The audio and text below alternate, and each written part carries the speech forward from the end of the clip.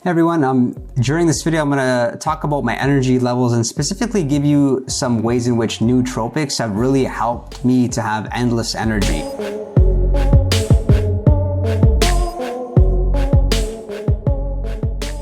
Not to brag or to boast, but people very commonly do tell me that, Mike, you have great energy levels, how do you do it? And I would say a lot of that comes to the consistency and of taking nootropics and knowing what nootropics are really responsible for what. Firstly, as you go throughout the day and you take your nootropics, my number one piece of advice would be to stay consistent. Stay consistent. Don't expect them to immediately work overnight. Some of them will if they're stimulant.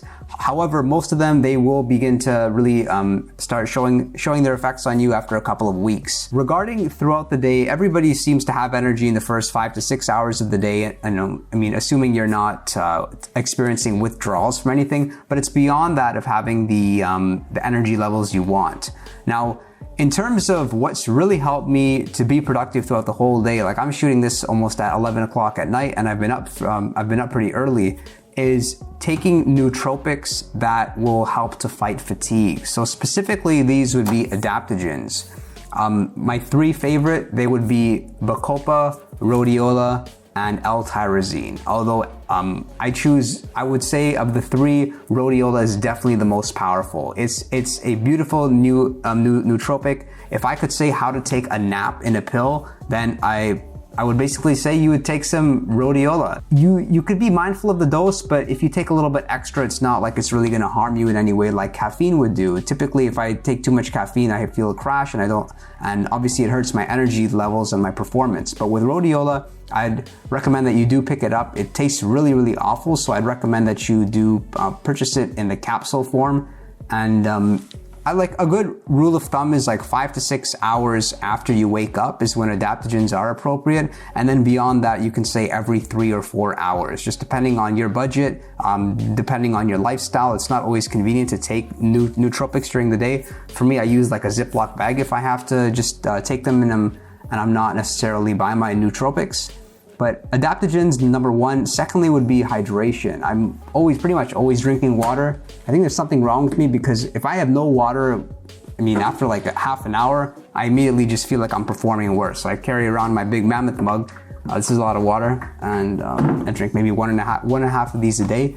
As well, exercise. I have noticed that my energy levels got a lot better when I became leaner. As I was at a higher body fat level, maybe 18 to 20%, I didn't find that I have the energy that I really have now.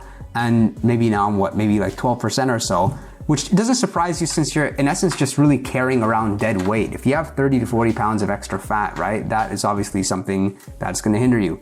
Otherwise, look at your cardiovascular health. And there are things which can help with this, although not too significantly. The most important thing is you stay away from drugs, stay away from smoking, and be mindful of just what foods you're consuming, and specifically your omega-3 to 6 ratio. Always work on that. Do your best to get as much omega-3s in there as possible. I've tried crazy amounts of omega-3s per day. It didn't make too much of a difference, but I'm always taking at least 1 teaspoon of fish oil.